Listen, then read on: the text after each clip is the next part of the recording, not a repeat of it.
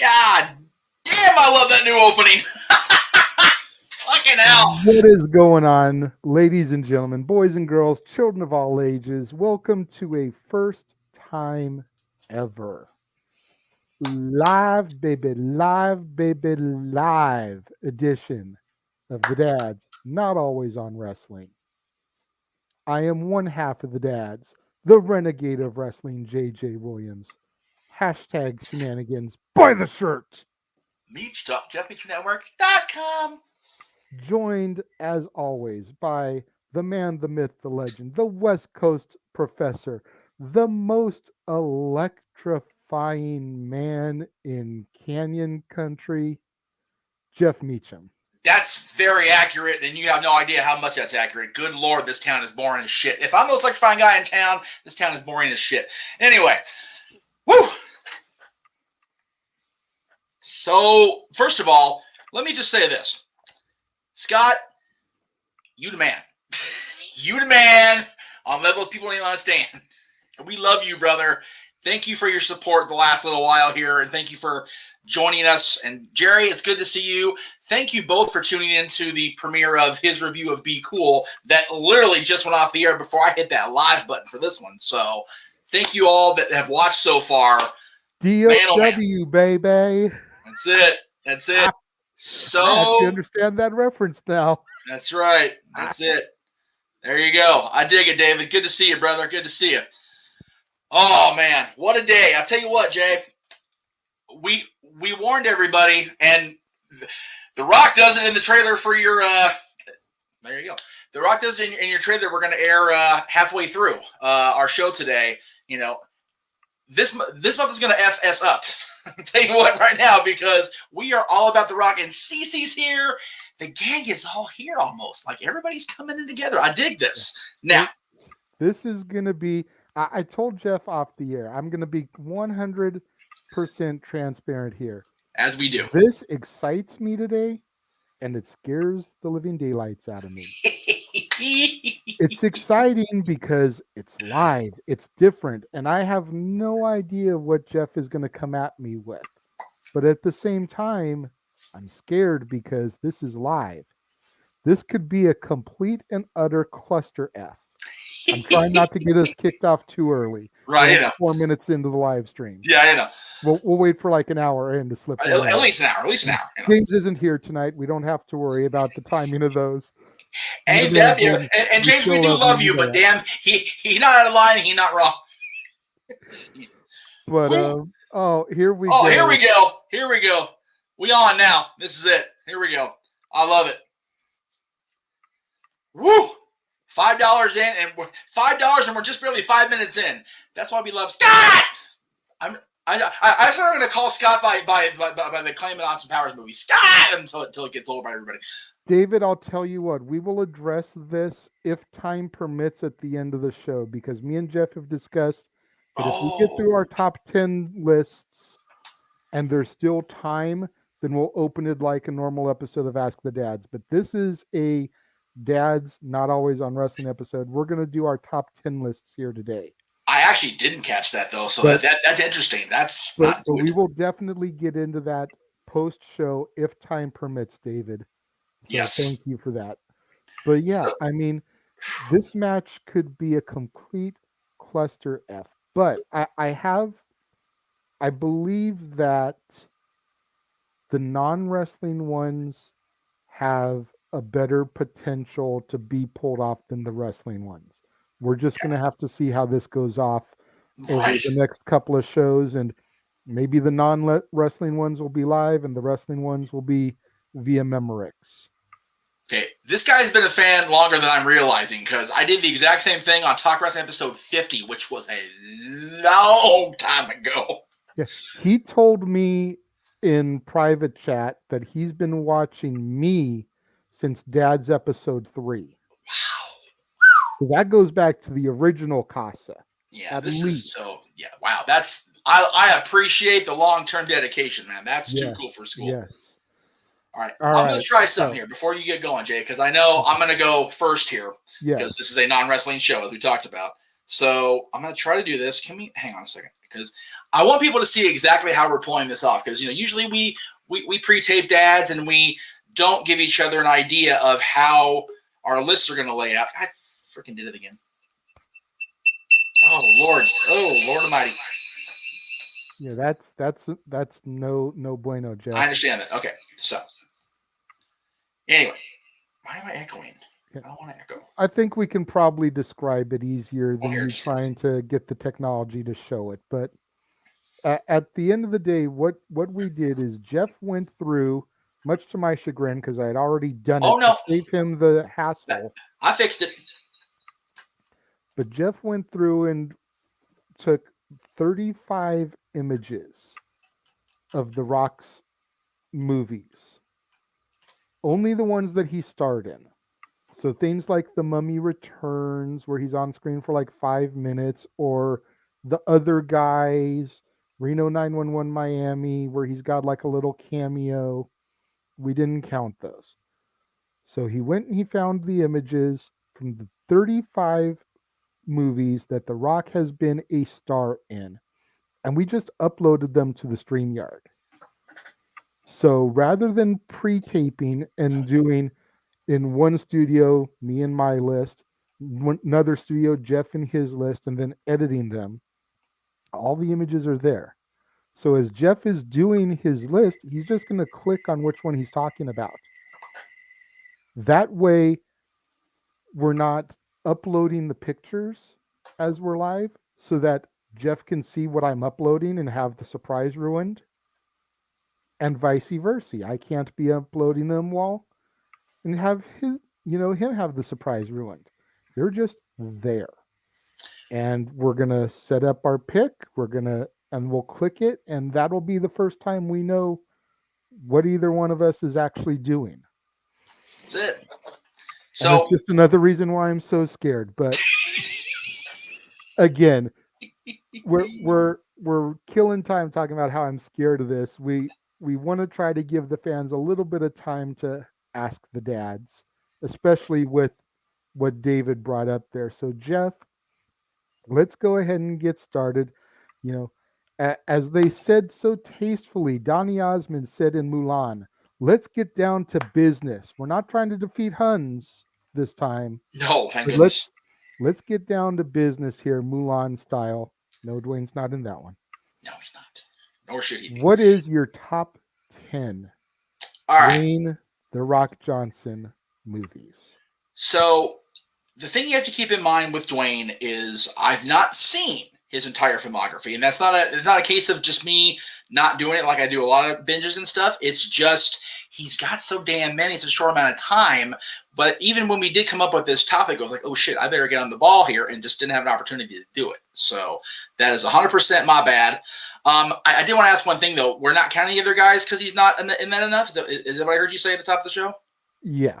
Okay. Just want to make sure because I have to adjust my list then because I did have it on the top 10 because I actually did enjoy his part in that. So, but that's okay. Let me just go real quick here. We're live, pal. Let's see.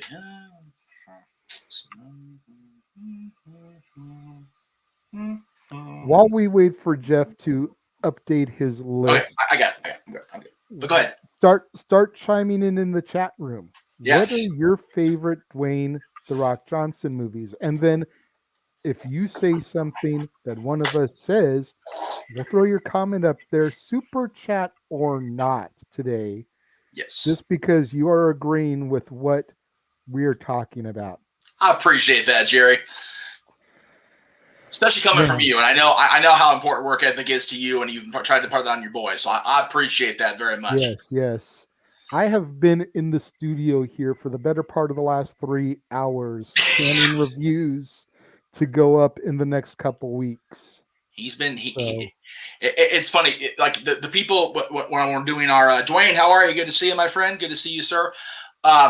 It's one of those, you guys, you jokingly call me the hardest working man in sports entertainment. It's like, dude, we're neck and neck at this point because of how much content we're putting out right now.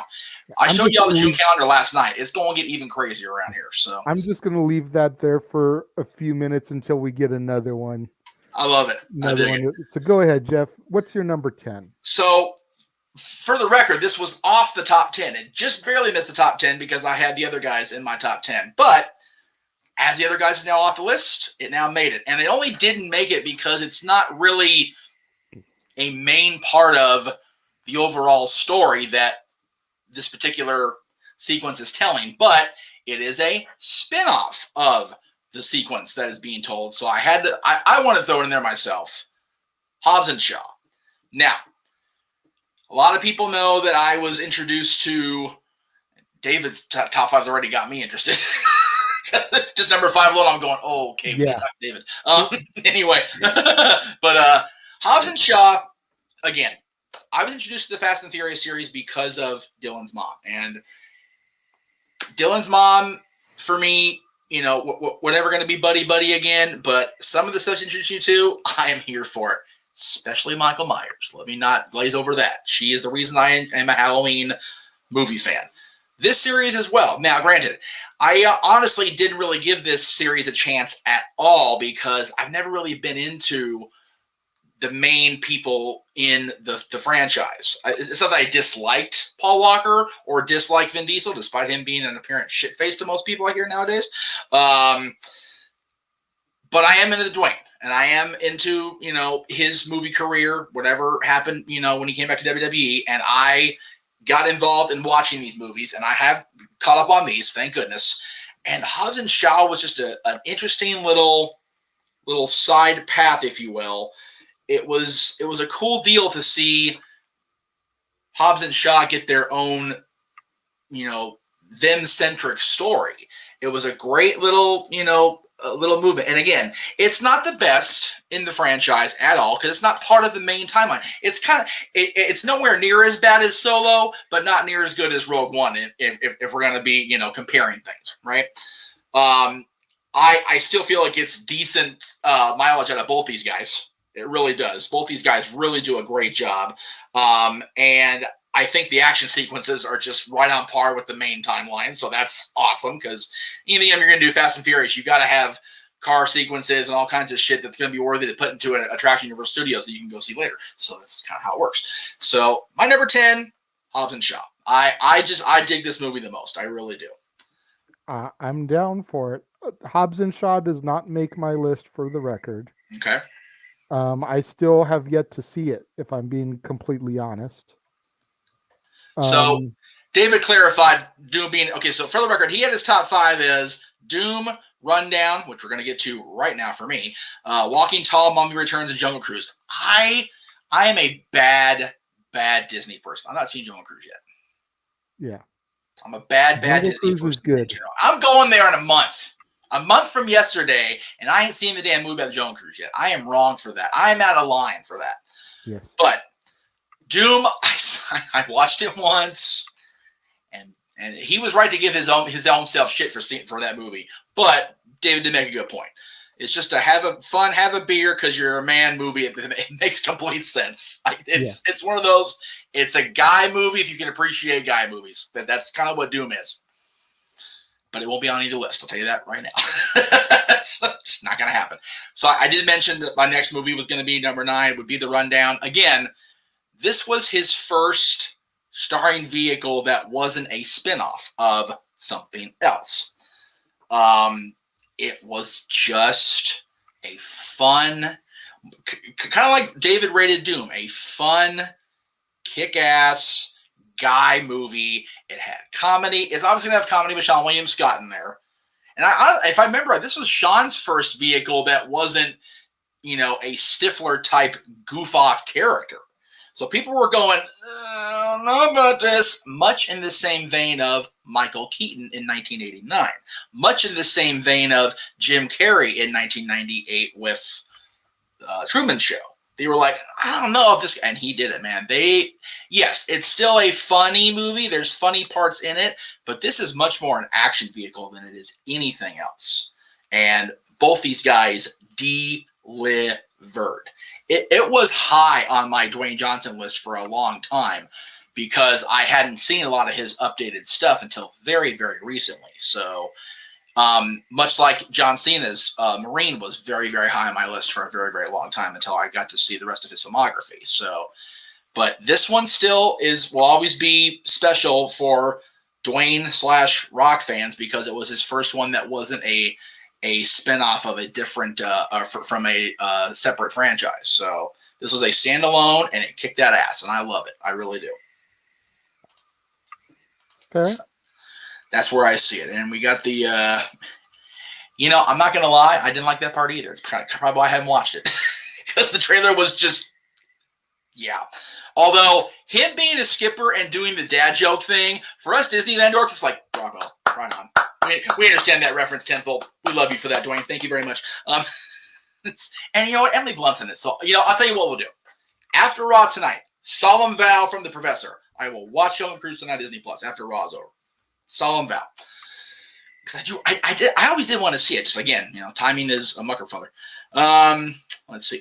Honorable mention, by the way, we're not doing TV, but him being part of the Star Trek universe, that's awesome. I dig that. That's really cool. I love that. Let's see here. All right. Number 8 is a more recent one.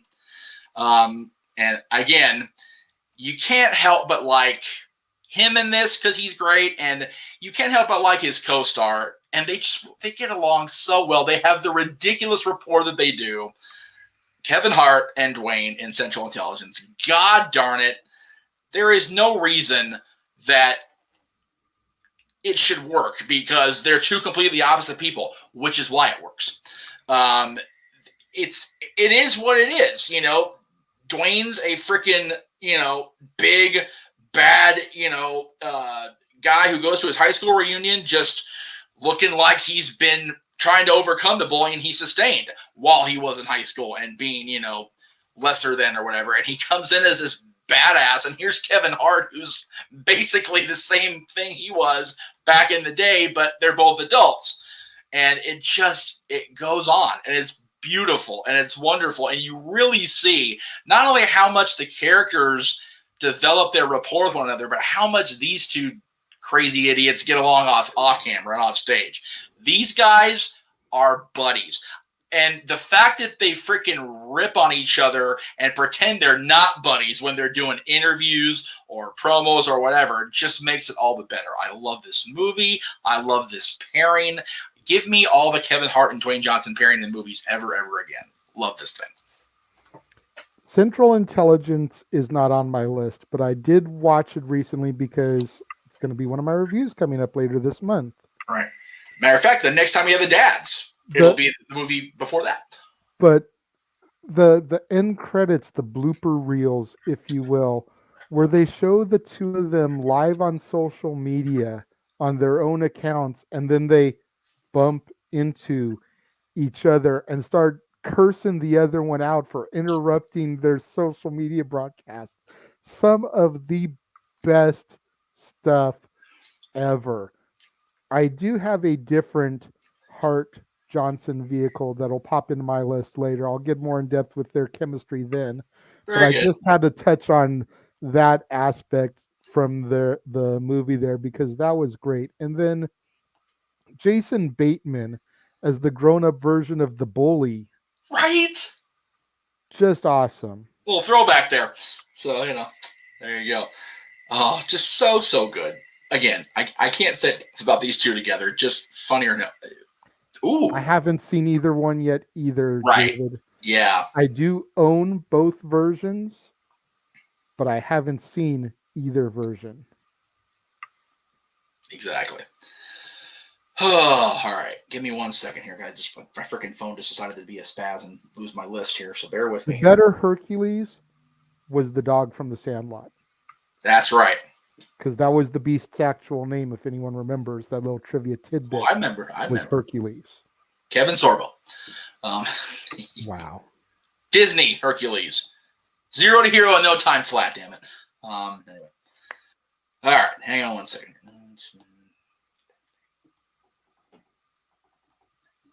Can't freaking. Jeff can't count. Buy the shirt on Greg Cherry's brand. Oh, stop. This, Put some more could chats. have been edited Jesus. out in post production, even though you usually forget to. Yeah, I know. Whatever. All right. Let's see. Oh, there it is. There we go. Okay. This one I was very, very curious about.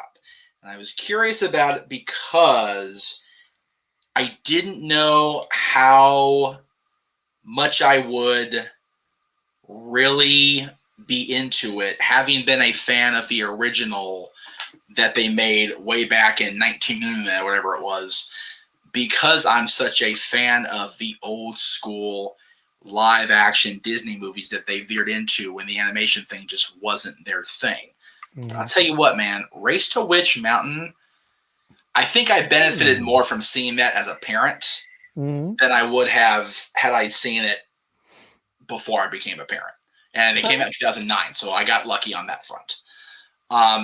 Again, thanks to this knucklehead next to me let me be. Thanks to this knucklehead on screen here with me, I've been able to see these original Disney movies a lot more. Race to Witch Mountain, which was, I believe, Escape to Witch Mountain back in the day on the original, if you will, timeline. But tell you what, Dwayne and these kids, they did this movie a great service.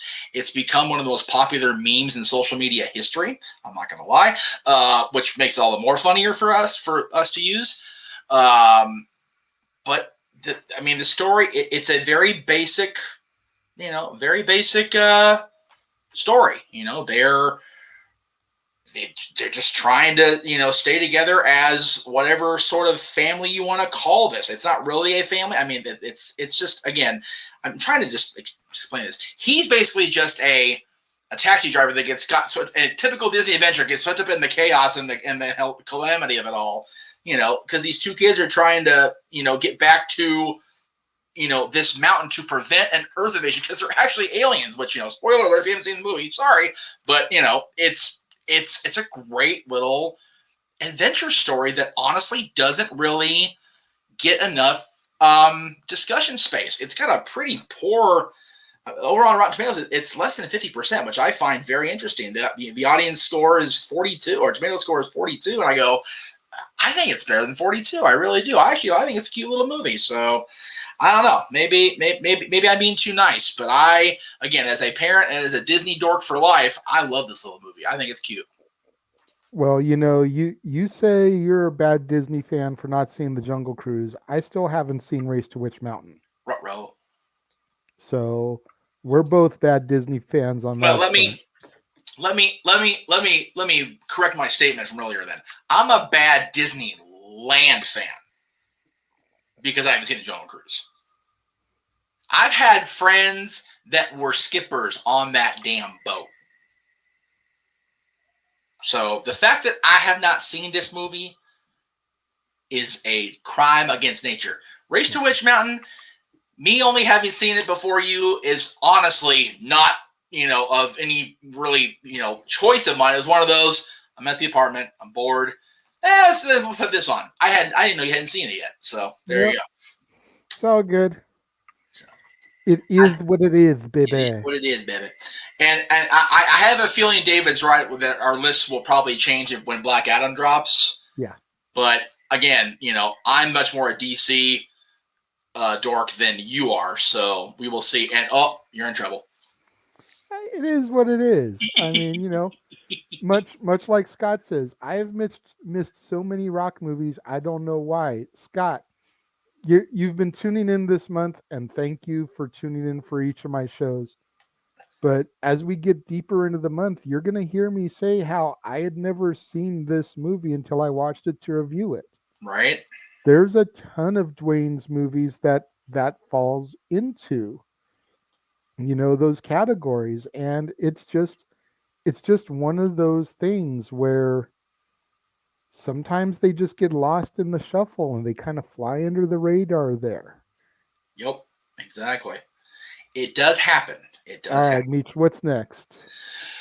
All right, so next up is one of those I was really looking forward to seeing because I was a fan of where the story originally came from, which was a old, I think it was the 60s television show. Ah, yes. That starred a man who I grew up watching in syndication, or listening to, I should say, is the voice of Inspector Gadget. Yes, yes. So the fact that they were going to make a movie about his other most famous character, and the fact that they had a guy who I'm not a fan of at all as Maxwell Smart, I'm like, I don't know if I want to do this to my damn self because I adore Don Adams so much, and Steve Carell just bugs the living shit out of me. And then they go Anne Hathaway. I go, all right. And then they go Rock. I'm like, you mother truckers, really? All right. And then they add Kali. Right. Well, Kali, I wasn't going to try to factor in because that would turn me away from it. But it's just fun.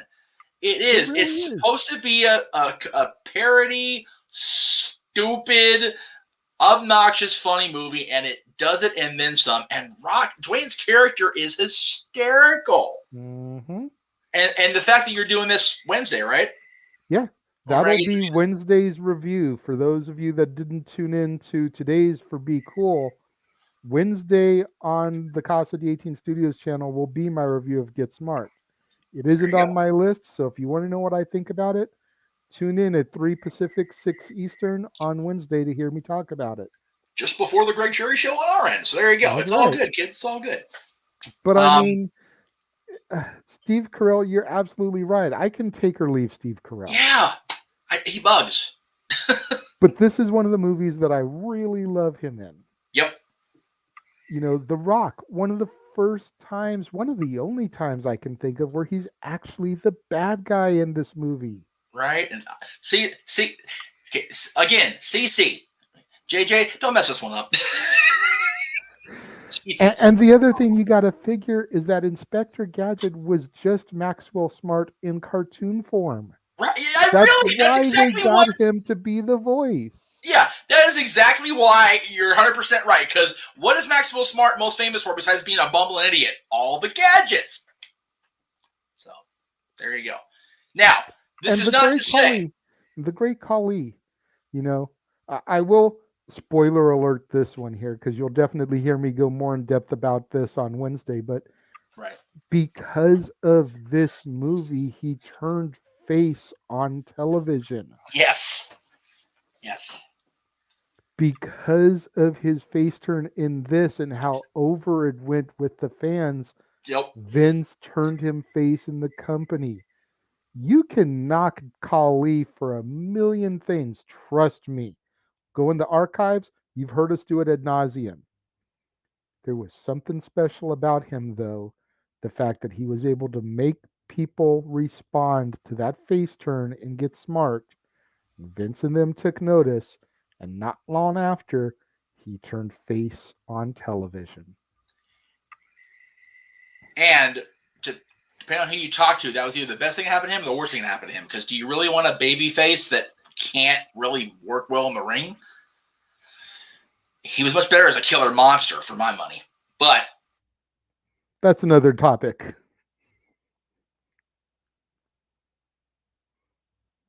And Jeff's freezing.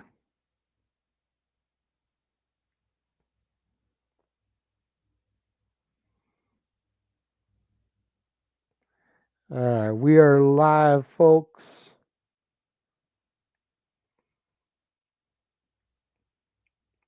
Emmanuel, this is number 5 for me. Okay, that's fair. Um, David says that per Google, Dwayne has been in an estimate of at least 59 movies.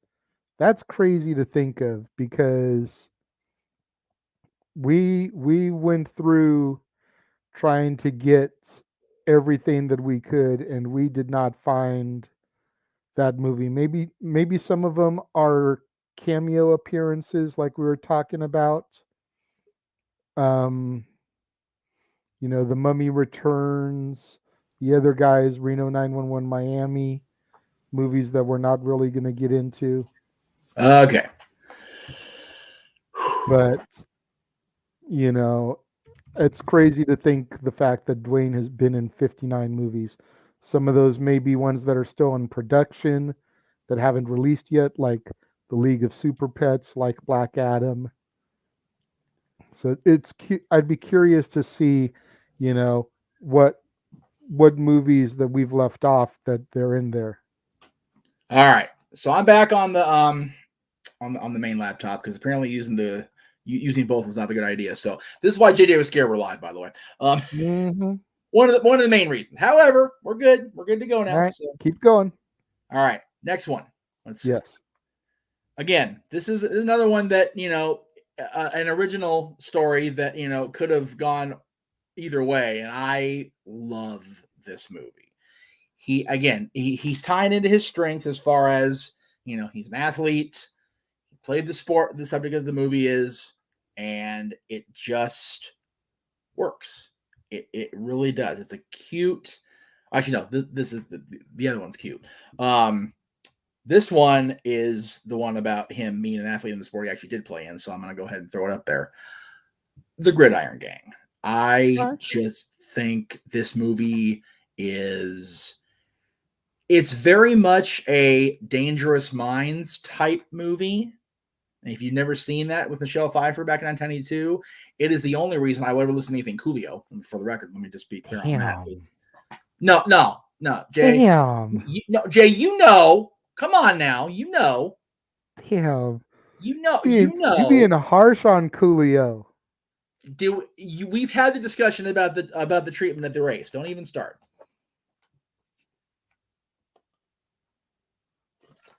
Anyway, but this is very much the same vein as far as it's a lot like a lot of the other football movies that deal with guys that are hard off in this world as far as Longest Yard and the like. But this one just resonates with me because The Rock knows what it's like to have to struggle and plod along to get around anything. If you watch Young Rock, y'all, it's not an exaggeration that his production company is named $7 Productions because he only had $7 in his pocket when he was basically asked out of the CFL. Yeah. And yes, honestly, it's one of those he could have just folded shop and gone into a life of crap and not tried to make himself better, and he chose to do better by himself instead. And that's what he's doing here. The character he plays is trying to help these guys be better and do better by themselves. So I love it. I think it's great. I think it's wonderful, and I highly encourage everybody to see it. And I believe you're reviewing this one as well. No, Gridiron Gang is not on the agenda this month. Okay, we'll get there. Maybe when we revisit Dwayne down the road. Yes. Somewhere down the road, as Barry Manilow would say.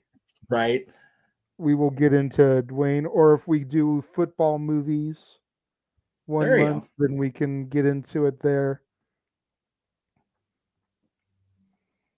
Okay. So the next one is the one I was trying to talk about a second ago, as far as the athlete, but even though he's not he never, as far as I know, played the sport that he is portraying in this movie. But again,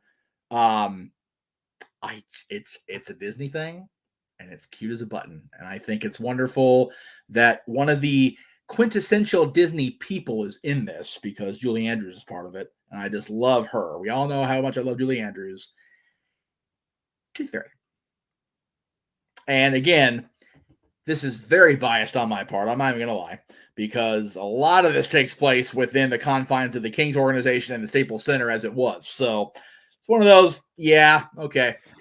Yeah, I sensed this one coming somewhere. I smelled this one I'm not going to cooking. lie. Yeah, it's a fun kids movie. It was mentioned in the comments earlier, so I'll go ahead and throw it up there. I believe it was David said he added his ranking. I'm trying to get the thing to load here. Of course, it's being what it is. Well, Scott I says know. this may get him some shit, but Tooth Fairy is one of his favorites. I love Tooth. Yeah, you're not gonna get shit from this channel for Tooth Fairy. Jay and I both like Tooth Fairy. I know I do. I'm pretty sure Jay does. Tune in this Friday, Friday the 13th, for my review of the Tooth Fairy over on the Costa G18 Studios channel. There you go. Cheap plugs. All the plugs today. The synergy. Plugs aplenty. Oh yeah, there will be plugs. That's right. And so there will be plugs.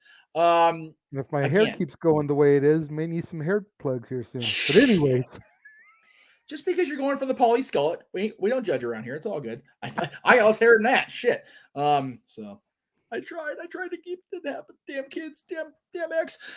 Anyway, again, you can't go wrong with me with the most electrifying ex wrestler in all of Hollywood.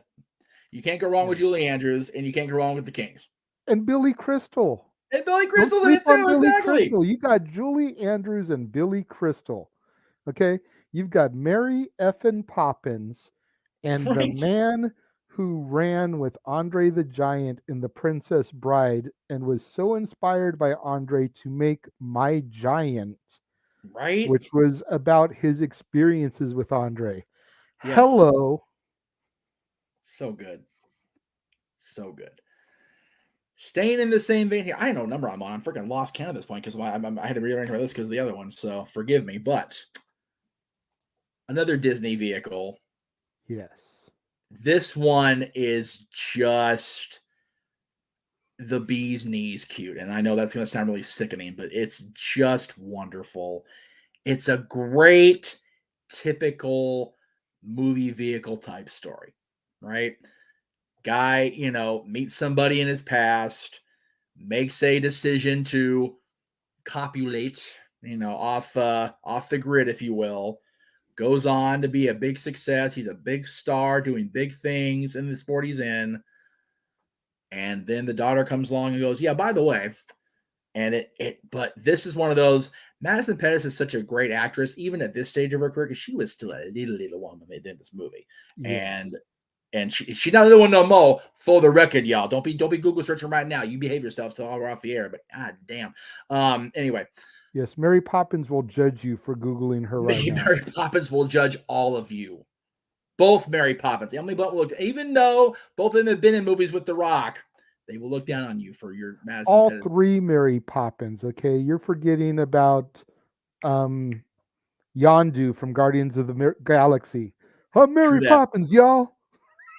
Right? Exactly. There you go. They all shame you for your Google searches today, and you know this to be true. Anyway, we off into the weeds on that one. Like we do on Dads. Let's not front. This is just so cute. I love this damn movie so much. It's and again, the story is great, and I love that it was able to tie into something I can relate to, because I have so many people in my circle that have some sort of allergy. And one of them is a peanut allergy, which, again, people don't realize how many types of food, how many types of places have some sort of peanut dust up in it. It's a dangerous friggin' thing.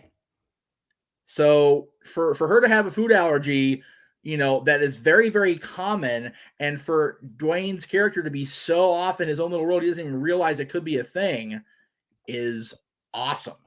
And it's a great moment. And it's a great, great continuation down the path of development of this relationship and of this movie. So such good storytelling here. Again, Dwayne coming from a world where storytelling is absolutely key. This movie is one of those that is a great story being told. And I absolutely am thrilled they put this movie together for that reason. All right. All right, I need to breathe. I need to get some water in my system. So please, wax proxy for a moment, my friend. Well, I mean, you've got Emmanuel here who says game plan. He agrees. That's number 3 for him. You've got him stating that Tooth Fairy is number 9 for him. Not cup of tea, but he can see why it's up there. Um, he also mentions fighting with the family, even though it's a cameo fourth. I don't consider that a cameo. Rocky plays pretty heavily into the storyline there. It's coming later, don't worry. So Yeah. that one I don't consider a cameo because he plays really heavily into the story. Without Rocky's character, there is no Page as far as that movie goes. Right, exactly. So, all right. we've So got now we're some going to get props here for into Baywatch. Didn't expect much to it, but it delivered. Baywatch is not on my list. I don't know if it's going to come up on Jeff's. If I know Jeff, probably not. It's not one I'm covering this month. Again, somewhere down the road may get to it.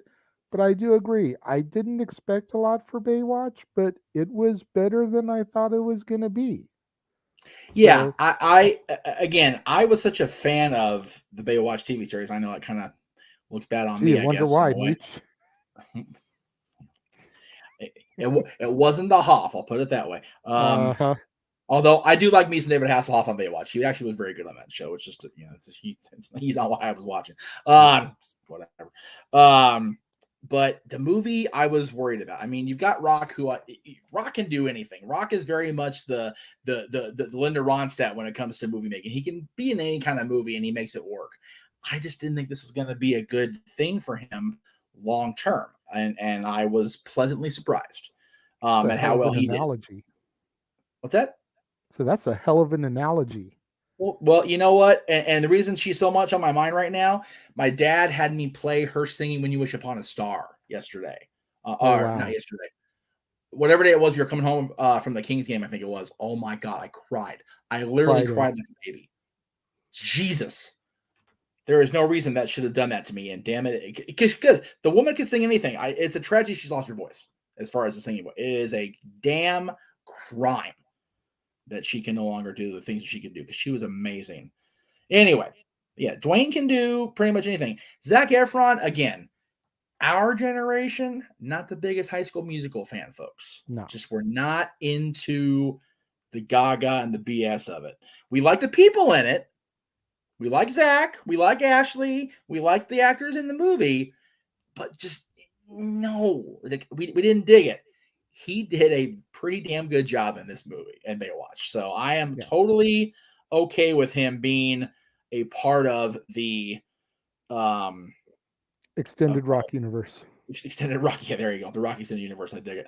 Let me just see one more thing here. So again, as I move on through this, let me just be clear. There's going to be a couple things probably you're going to be like, oh, it's a cop out. Oh, it's this. Oh, it's that. You know what? I feel I'm justified in what I'm about to say with what I'm about to say as far as a couple of the movies. So bear with. If you don't like it, again, feel free to comment along. We'll throw it up there. That's why we're doing this live, because we want y'all's opinions. So yeah. So here, let me just make sure I get this all written down, because I want to have it written in front of me, so I have to keep referencing back over and over again. So I just feel that there's some of these movies that, can you really classify one over the other? I don't think you can. That's just my personal belief on it. So I definitely agree with you that in some instances that it's very difficult to. I managed to make it work. Right. But if you had a hard time, I am not going to begrudge you that. And the reason I had a hard time with the first ones I'm going to talk about is because I'm still very new to the series. Because I came in late to the game. Because I didn't see them originally. The Fast and the Furious movies that he's in. Mm-hmm. I kind of just put them all together. I mean, Hobbs and Shaw was separate because that was a separate vehicle designed for those two guys. Mm-hmm. But I didn't make a big graphic for all of them together just because I wanted to give them each their own little thing on screen. But again, Fast 5 and Fast and the Furious 6, and Furious 7, and Fate of the Furious. I mean, again, and I know 9 is either in development or already out, and they're even doing a 10th one. So 9 is out. Dwayne is not in 9. 9 is the that's one right. that Cena came in and That's is right, Dom's Jonathan. brother. That's right, Jonathan. That's right. 10 is in production. From what I hear, they're going to Twilight / Harry Potter it and split it into 2 parts. Okay. And they're trying to. Vin is attempting to mend fences with Dwayne to get Hobbs to come back for it, but the Dwayne's basically calling Vin on his shit and saying to F off, dude. You know what? Somebody needed to. I'm glad Dwayne's doing it.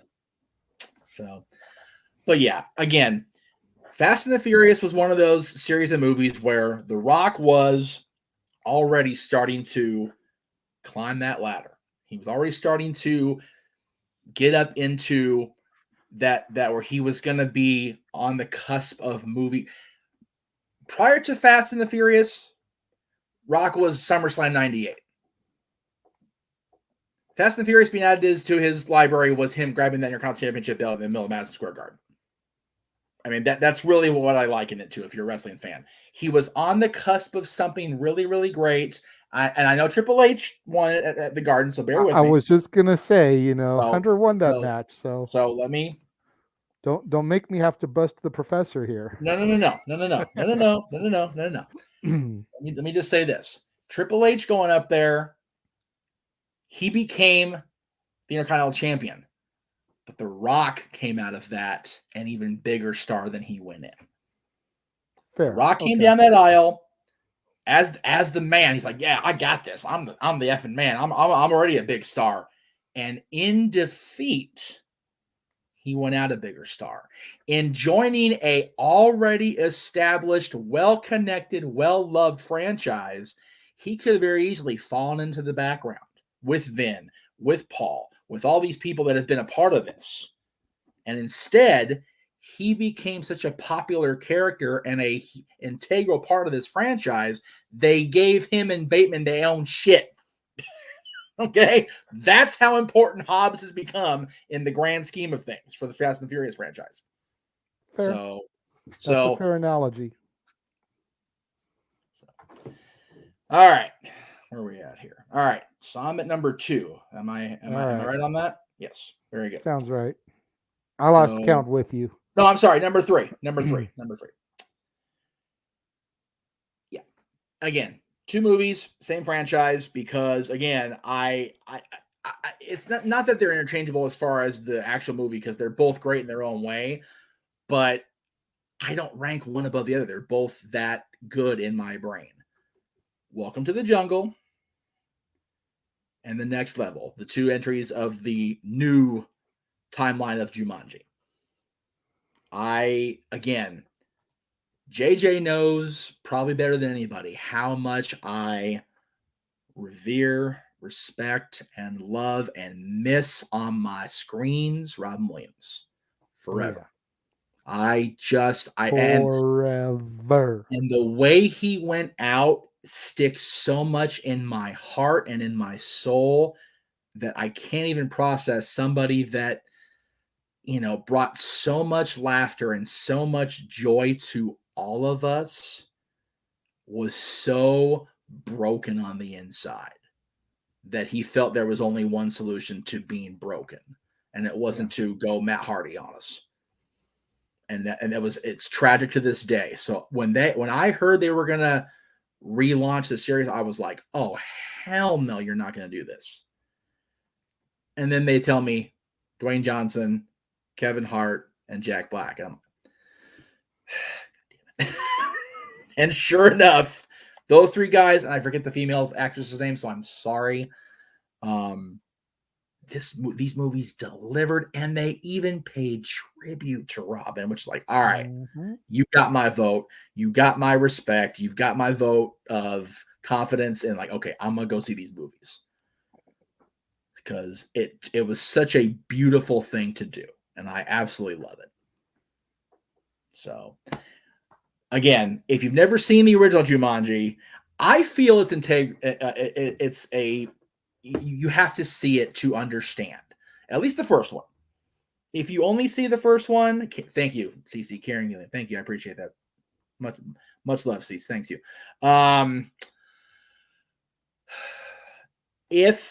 If you, I definitely recommend seeing the Rob Williams Jumanji. Plus, Kirsten Dunst in it. She's great in it too, as the little girl in the movie, or the daughter of the family. But if you only see the Rock Jumanjis, then you're good to go, because they at least tell you what happened to Alan or Robin's character. So it's not the worst thing, but I recommend seeing it for me. And yes, Red Notice and Pain and Gain were good movies. I know he's doing Red Notice. I know JD is doing that at the end of the month because it's on the list. So get ready for that one. All right. Number 2. Okay, now we're into the standalones. No more lumping stuff in. No more cheating. No more cheating. That's right. By the way, totally off topic. One of the greatest Family Feud things ever. Name something that you would never do again. Cheat. That was the dumbest thing you could have said. Because number one, either you cheated before and you an idiot, or you just admitted it with your wife there on TV. Right? Like, ooh, you a dumbass. Anyway, number 2, JJ mentioned it. It's not just a cameo. He is a major part of this story. Fighting with my family. I finally saw it, Jay. Woo! And damn it, is it good. I mean, again, we are a wrestling channel. This is Dad's. I'm always a wrestling, but you call yourself Renegade Wrestling today, so it is a wrestling show in and of itself, because we're talking about The Rock, and Paige's story is so fascinating to me. Even now, even before I saw the movie, I was interested in the story because I'd heard her story, because, you know, when you in as deep as I've been, you hear the stories. So the fact that they felt compelled enough to tell this story in cinematic form, and they brought in a couple of pretty cool people from the quote-unquote outside world. Again, Dwayne will never be fully outside of wrestling ever again. But Vince Vaughn, who, you know, people either love or they hate Vince for some reason. I don't understand it, but they do. And he played a really cool part in this as well. I liked his inclusion in it. I love they told the story of Paige's, you know, rise. I love the fact that I was technically part of this movie, because I was at the then known as Staples Center when they filmed the fight scenes between AJ Lee and Paige. Of course, it was Tessa Blanchard and the lady now known as Lena Vega in the scenes. But yeah, so great that we got Rock doing Rock things as The Rock. I think it's the first time The Rock's ever played The Rock in one of his movies. So that was pretty cool. It was a cool little Easter egg. Not really Easter egg, because he's in it more than that. But SCW, we're doing very well. Thank you. And yeah, it's one of those, again, this movie crossed over between non-fan and fan, and which is, I think, part of Dwayne's intent, if I'm not mistaken. Because Dwayne's pretty smart too. So, all right, here we go. Number 1. Honorable mention, of course, Scorpion King, his first starring vehicle. Damn it, Scorpion King's so good. And I was happy at the time that Rock was doing Scorpion King. Oh, cool. One of us is actually getting the star. And then he went away for, you know, the whole thing. And I became a bitter critter about it. Yeah, you did. Yeah, I did. And you know what? Having talked to the people I've talked to about it and having the chance to make it straight, it was what it was. This one, however, this one was a journey in of itself. And no, it's not Journey 2, for the record. This movie came out, I believe, in 2016, if I'm not mistaken. I'll have to look it up for sure. I just now saw this damn movie for the first time the whole way through this year. Wow. And it wasn't from lack of... You just saw this movie for the first time this year, so in the last 5 months, and it left enough of an impression on you that it is your number 1. You have my attention. And it wasn't by lack of trying, y'all. I tried to go see it in the theater when it came out, and I just couldn't get enough together to actually get my butt down in the theater. I tried to watch it on a streaming service. the streaming service that the company itself produces, and I just was never able to sit my ass down and get it for whatever reason. I went to my son's elementary school with my father and tried to watch this.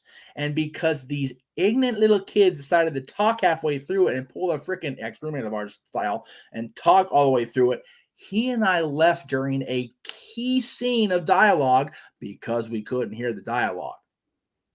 But knowing that we were going to do this show today, knowing that we were going to have a month basically featuring The Rock,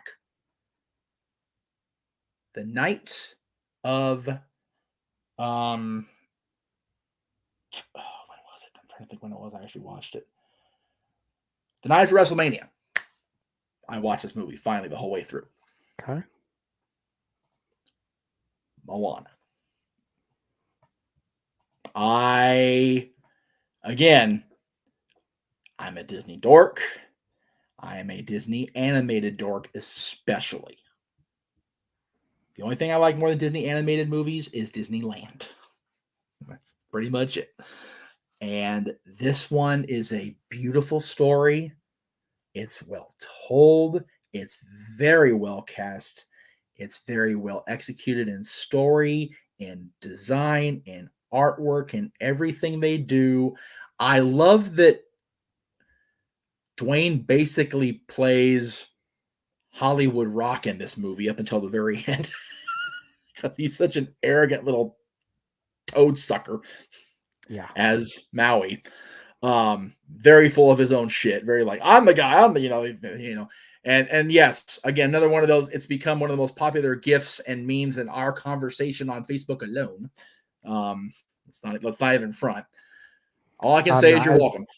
As soon as I saw the movie, I started using that GIF because it was so great. It is. This one, again, yeah, you make a good point. I've literally seen this in the last 30 days. And it leapt to the front of the list. It's just, It works on every level for me. It does. I'll get more in depth with it later because spoiler alert, it will pop up on my list. But there you go. It does. It really does work. Wow. Okay. So, but I do have to say this. Okay, I do have to say this. Half of our list is similar. Ooh, okay. And again, I cheated, so Yeah. I only picked one of those movies that you cheated with. Okay. But they are both represented. Nice. So that means that there's at least 5 differences. So that's good. There's going to be a little bit more variety here. A few more different assortments of potato chips in the box, than I was expecting. You get down to the nitty gritty, and it all ends up being freaking regular Fritos, and nobody wants those anymore.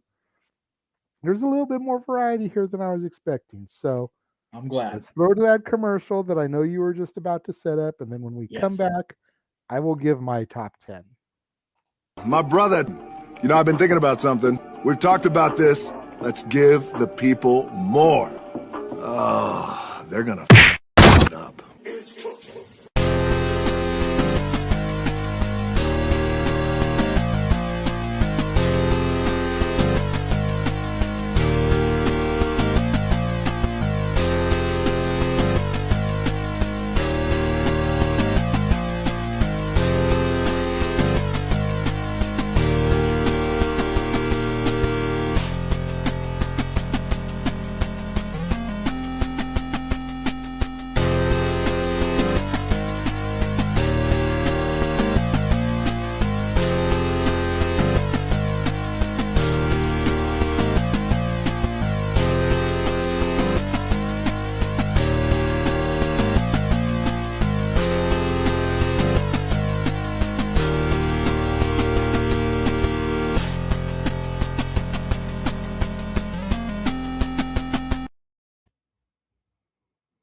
So there you go. We've already done the first 4 days, the Scorpion team, the rundown, Walking Tall, Be Cool premiered just before this. Thank you to all that have tuned in so far and enjoyed them. We've still got all the rest of those coming this month. I threw this up when the Pain and Gain image popped up during the trailer, but since it was a $5 super chat, again, thank you, Scott. Got to throw it up again. Pain and Gain, Fighting with My Family are his top 2 rock movies because of his love for wrestling and working out. Those 2 movies just stuck with him. I dig it.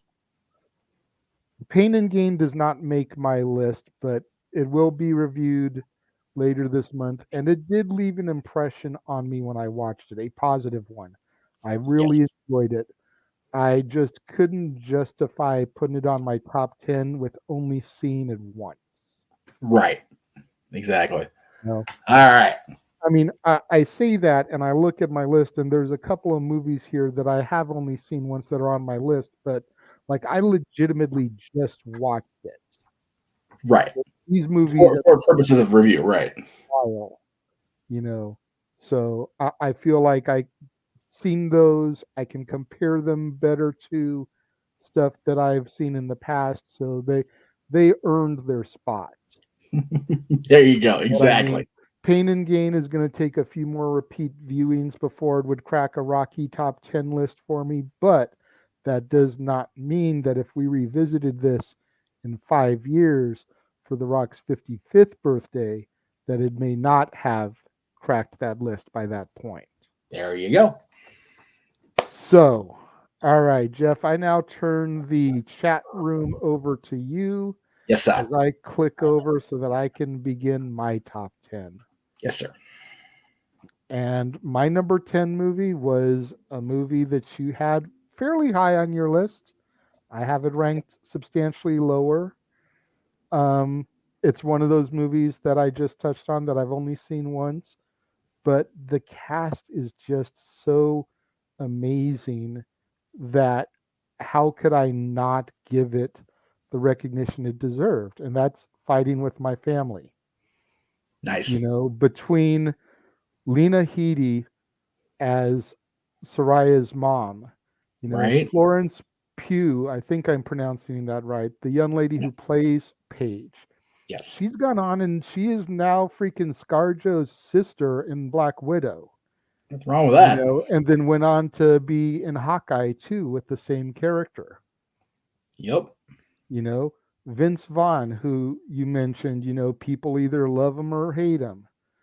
For whatever reason.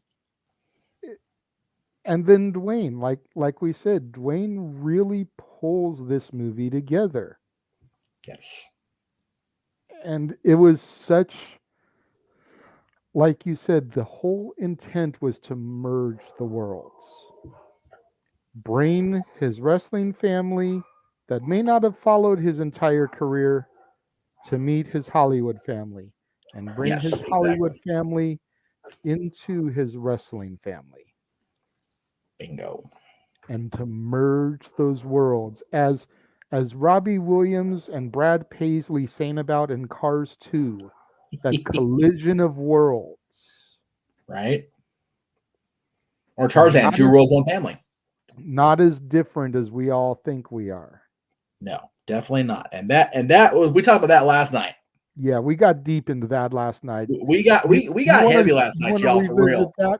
Go to the archives from last night, rewatch the watch along from Backlash and the open mic night that immediately followed. You're going to be in there for some stuff.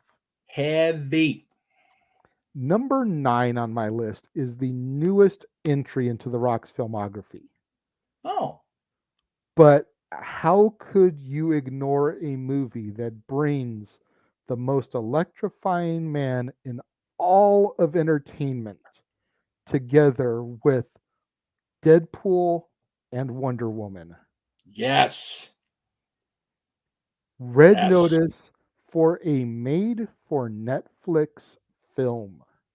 Okay, right? let us not gloss over that. This is the equivalent of a made-for-TV movie in today's standards.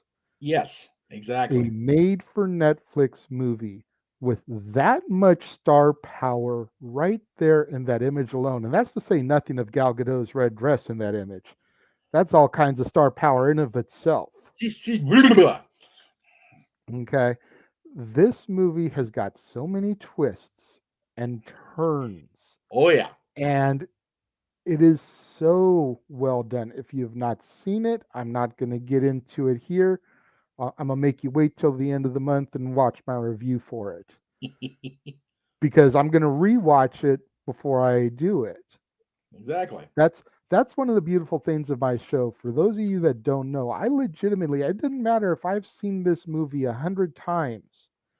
I legitimately rewatch each one prior to reviewing it and then take my notes handwritten in notebooks. Mick Foley style.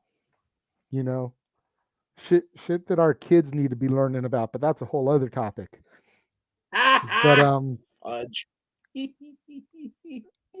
so I'm going to be rewatching this so that I can make specific details. But if you have not seen Red Notice, you have from today to the end of the month to go to Netflix and watch it, because it is worth every second of the 2-hour runtime.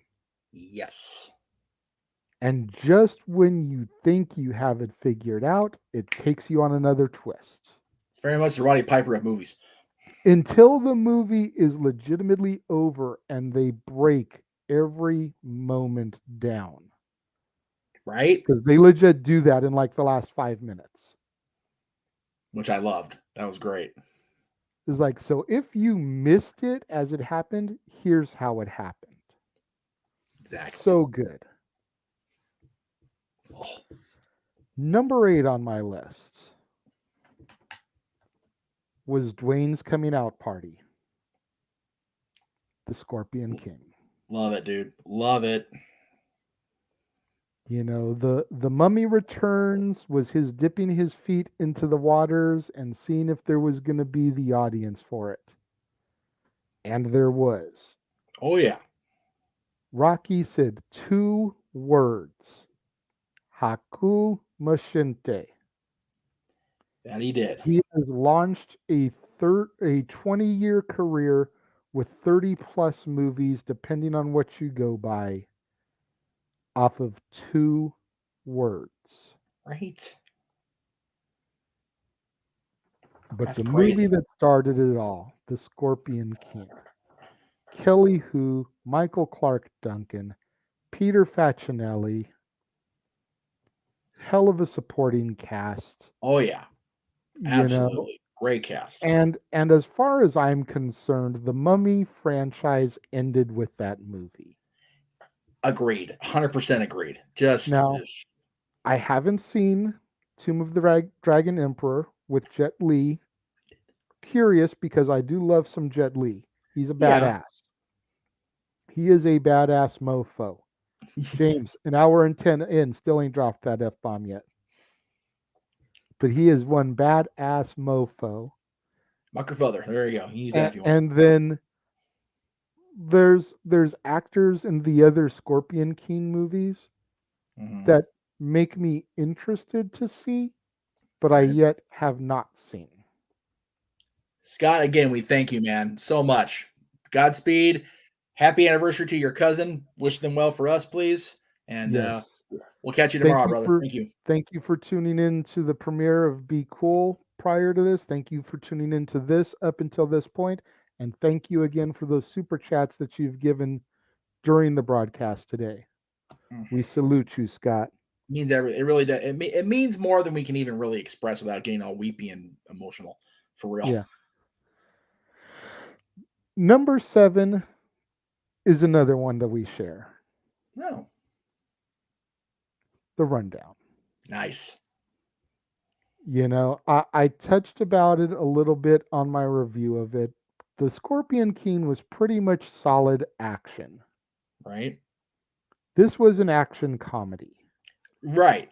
And this movie, along with some of the others that came after, along with some of the other ones that I'm going to talk about so I'm not going to try and get too in depth with it here. But this movie really started the diversity of Dwayne's portfolio. Yes, very much so. We knew he could do action. Those of us that followed him in the F, as it still was back then, Right. knew he was funny. But would Yes. that humor deliver to movies? That was a very big key. The Rundown was the start of that. And then Walking Tall, which isn't on my list, but I'm just going to touch on here, showed that he could walk the line between action and drama. Right. So in his first trio of films, you had straight action, action comedy, action drama. And you started to see the blending of the ingredients into the stew, you know, Exactly. that would ultimately become Dwayne's bread and butter. Right. Because you think about the stuff that he's done since then and how he's been able to diversify that portfolio to do things like The Game Plan, The Tooth Fairy, Planet 51, an animated movie, none of which are on my list. You know, a couple of them were on yours, but Right. you Yeah. look at Game how plan he was especially. able to open up to things like that because of things like The Rundown. Exactly. This shows, like I said, like you just said, this is one of the ones that really showed his true chops, rather than just being, badass action dude. Which, granted, he's very good at. Let me not kid, but yeah. My number 6 film, I feel like was a apology from Dwayne of sorts. Okay. Okay, we heard him talk in the Hall of Fame speech that is still going on, that Jeff is still sitting at, actually, there in Florida. We heard him talk so much mess about Doom. Rampage was his apology. Right. Thank you. No joke. I've seen this movie a couple times now and just rewatched it the other evening so that I could take all my notes for its review later on this month. But Jesus. Rampage is an amazing movie. It is so good, Yeah. so warm hearted. It's a video game movie done right. Yep. And next month we'll get into a video game movie done wrong, but that's a whole other story. Oh, we will. Oh, yes. Oh, yes.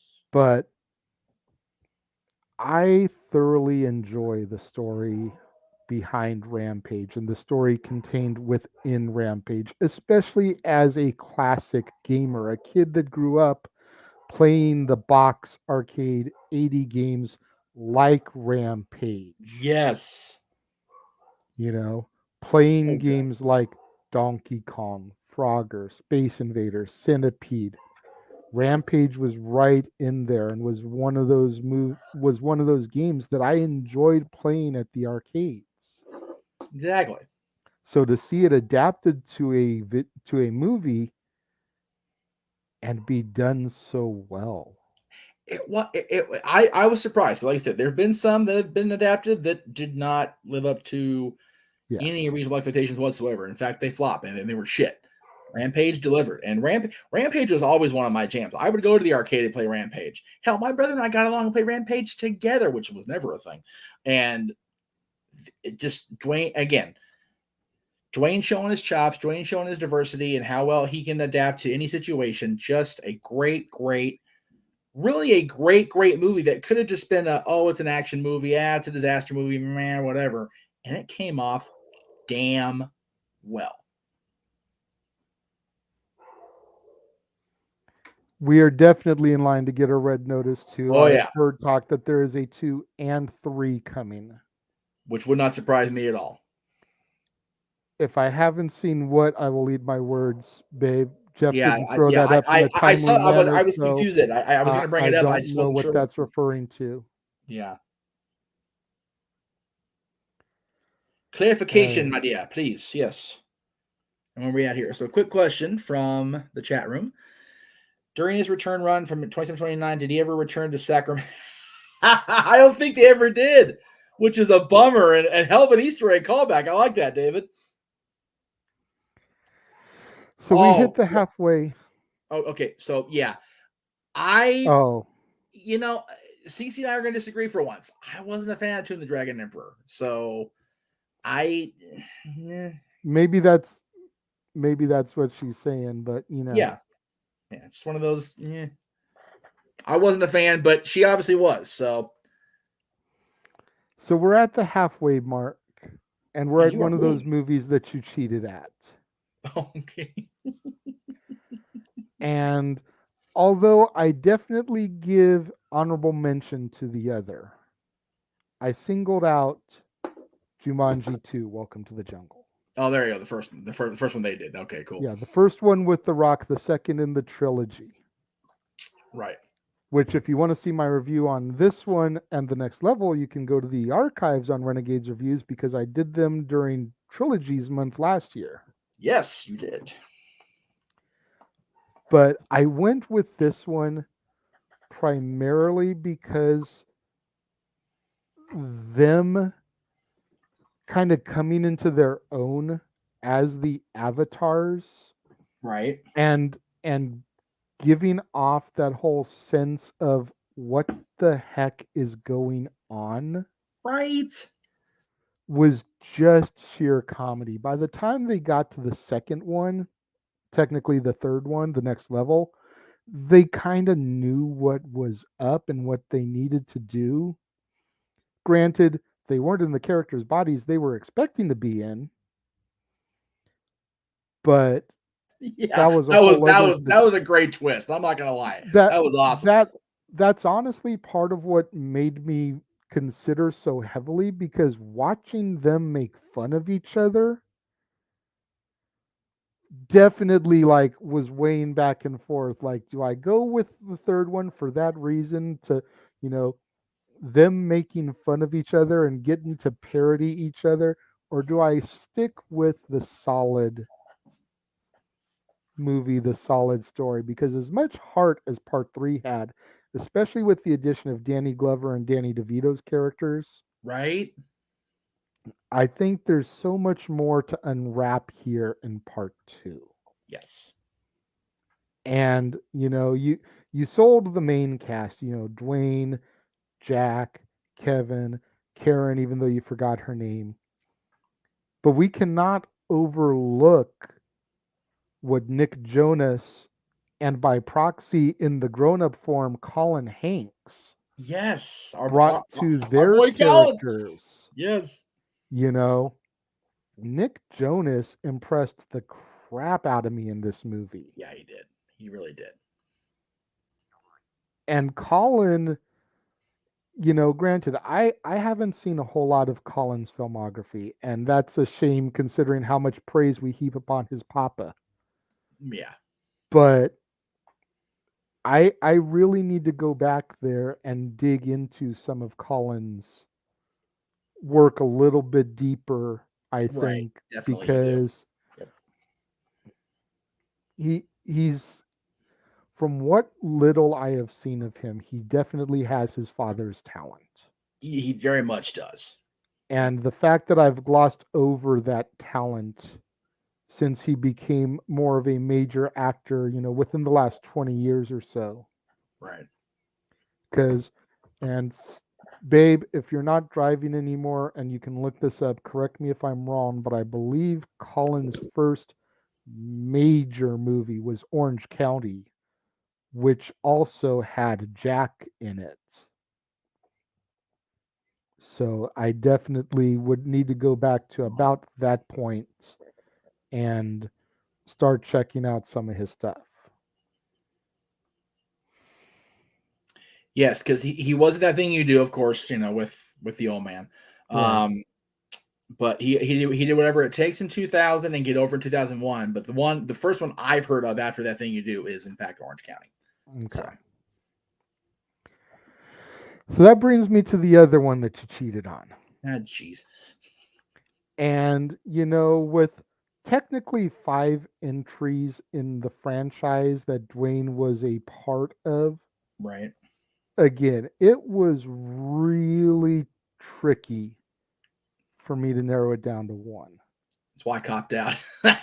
But I did. And I even talked it over with Cece, which one I was picking, why I was picking it. Okay. And at first she disagreed with me, but when she heard my explanation, she totally got where I was coming from and why I picked it. Okay. And I'm going with Fast and the Furious Part 6. All right.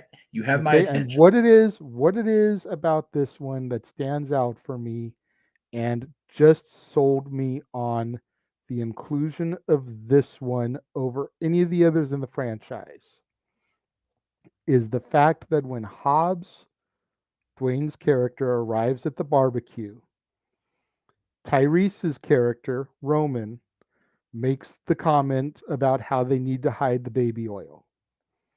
To which Dwayne pops no. right back about you need to hide that big ass forehead. Damn it.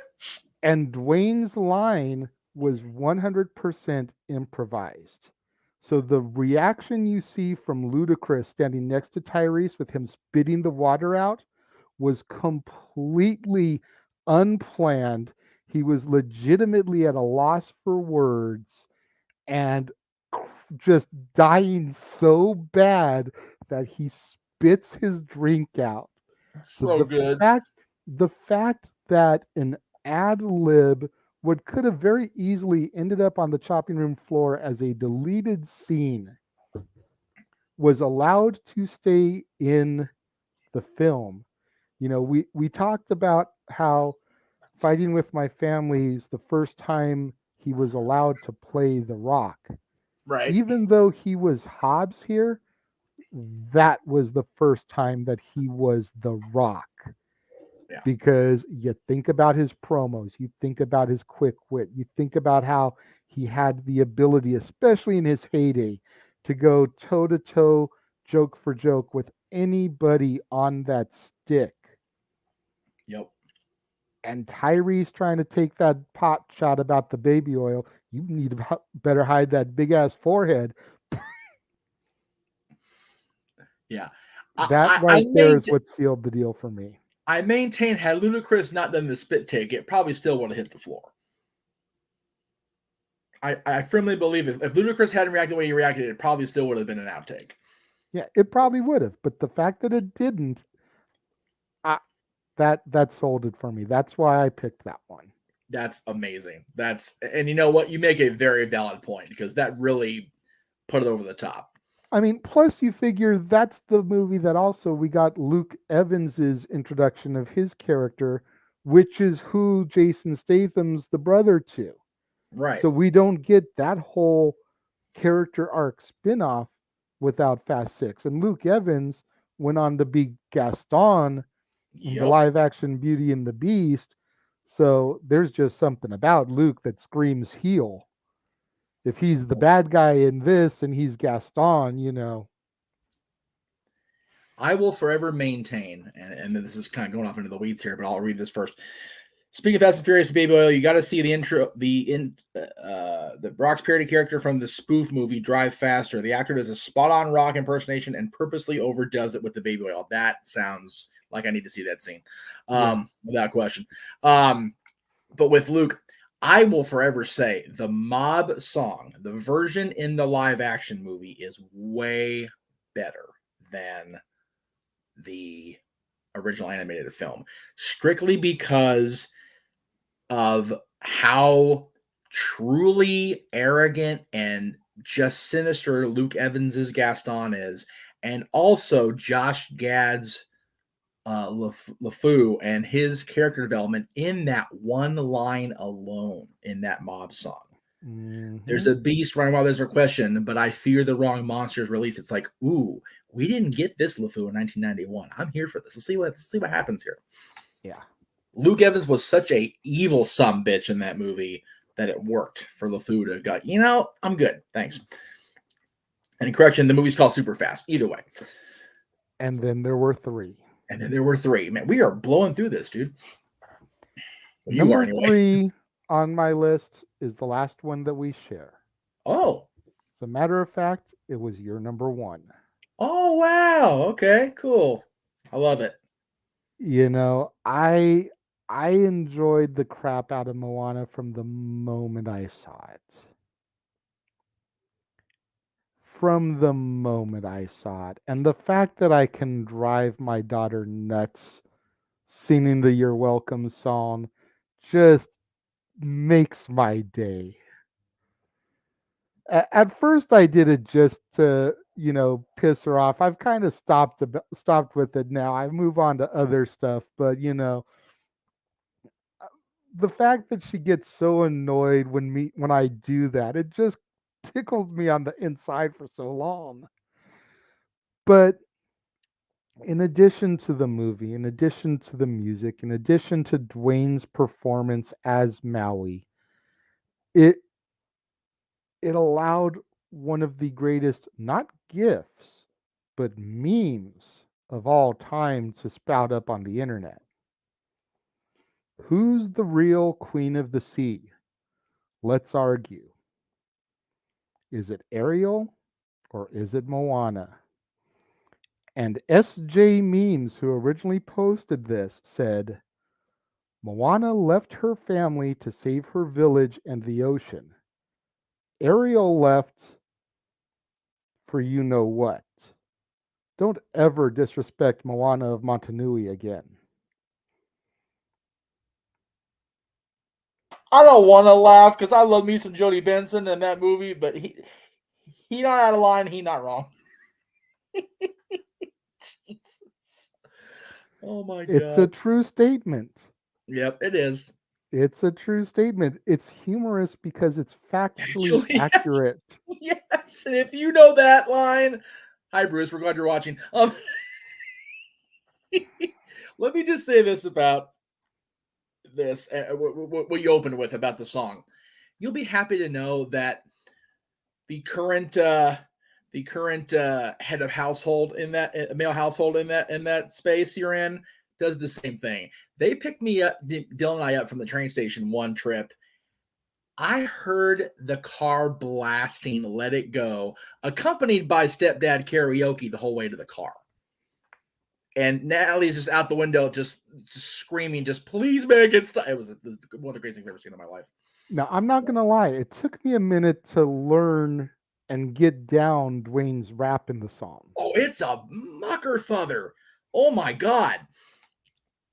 But because of that, I was able to then get down the Bruno rap a little bit better. Nice. Good. When you hear that, which make sure you sit down and watch that before we get to the December shows there, Jeff.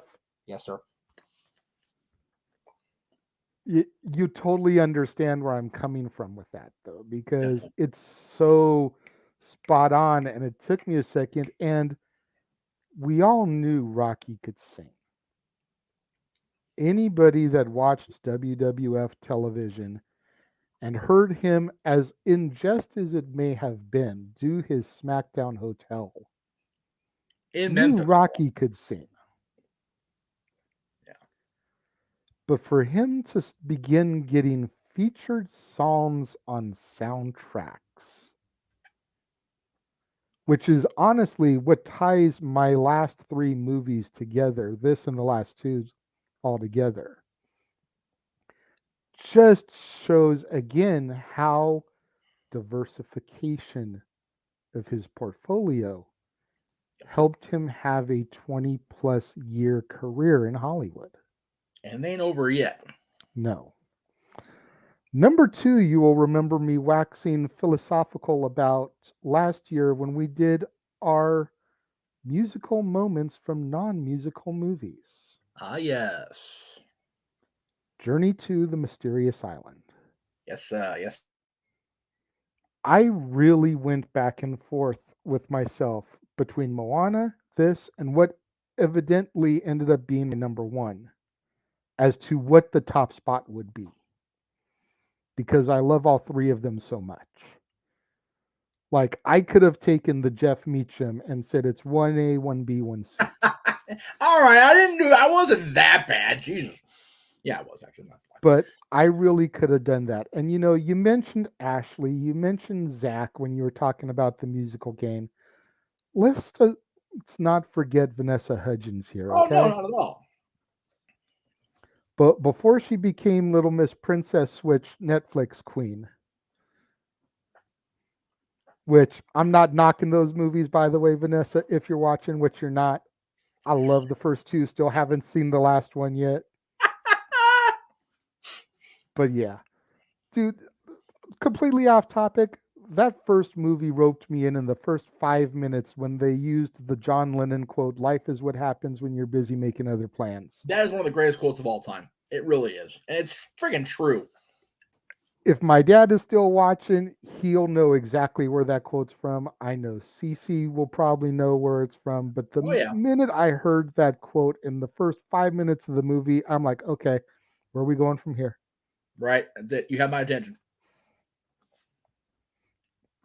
But Journey to the Mysterious Island, getting back to topic, is such a great movie. I mean, Brendan Fraser leaving the franchise, this really could have just died a slow, miserable death.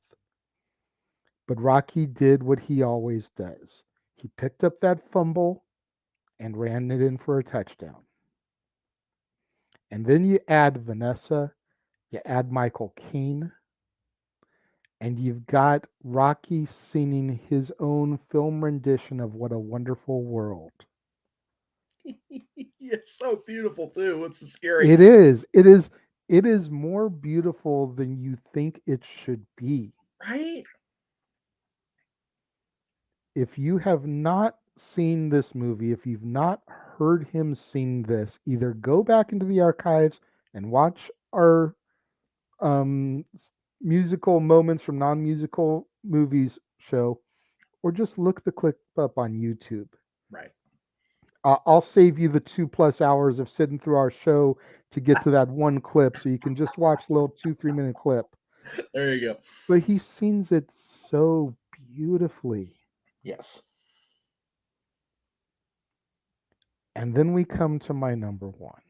Numero uno. I'm curious. And I mean, if the Scorpion King was his coming out party, if the Rundown and Walking Tall were his testing the waters, blending comedy and drama with action to see what he could get away with. Right. Rocky said, "Here's our one. Hold my fucking Terramana. Oh. I'ma really see what the hell we can get away with." When he decided to play a gay Samoan bodyguard in Be Cool. Whoa, we really tied into today's episode. Jesus.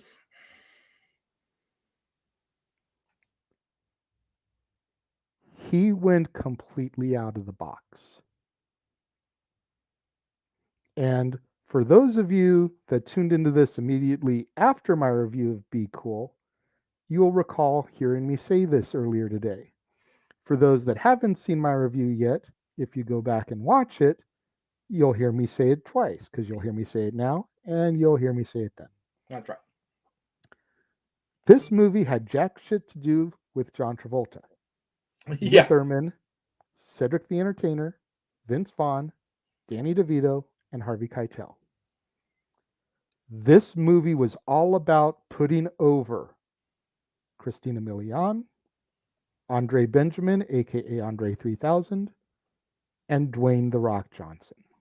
Yep. Every single one of them had their Hollywood careers made off of this film. Absolutely. They were the seasoned veterans giving them the rub. Yep. Rocky would not have gone on to game plan, Get Smart, the Fast franchise, G.I. Joe, any of that other type of shit. If Be Cool and him going that far outside of the box had flopped. And to get in there and sing Loretta Lynn's "You Ain't Woman Enough to Take My Man."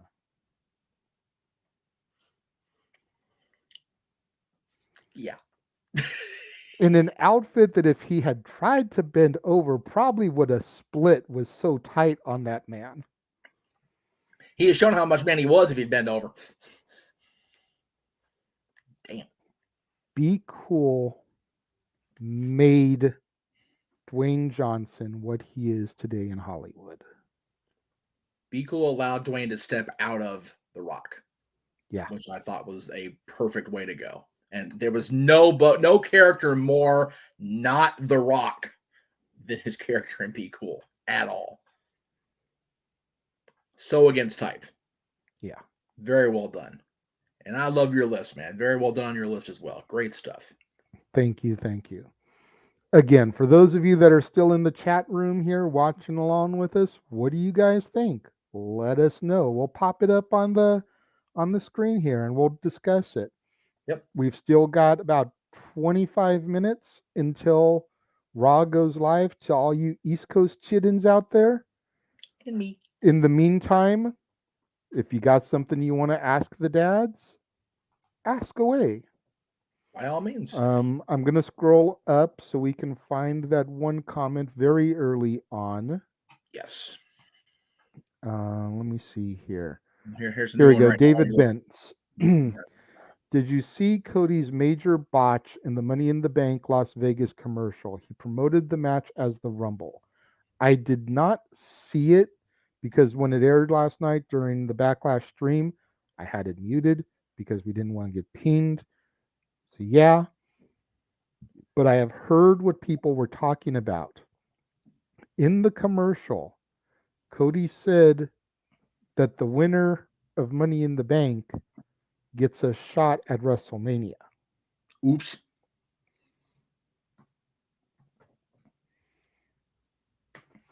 So the question becomes, did he botch as far as the wrong terminology, the wrong use of the contract, or did he spoil what's gonna happen?